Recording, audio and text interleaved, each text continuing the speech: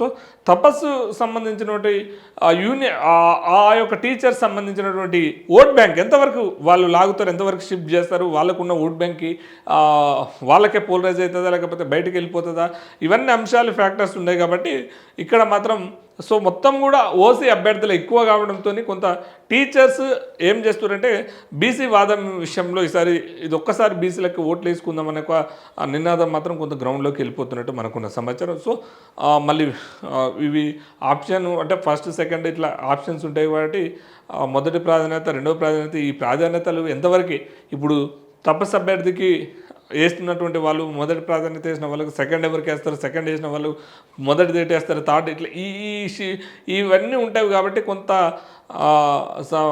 కొంత మిక్స్డ్ ఫలితాలు ఉండే అవకాశం ఉన్నప్పటికీ కూడా పూల రవీందర్ గారికి మాత్రం ఇక్కడ ఖమ్మం, నల్గొండ, వరంగల్ సంబంధించినటువంటి టీచర్ ఎమ్మెల్సీలు మాత్రం పూల రవీందర్కి ఇది ఎడ్జ్ అయ్యే అవకాశం ఉంది, గెలిచే అవకాశాలు ఉన్నాయనేది మనకున్నటువంటి సమాచారం.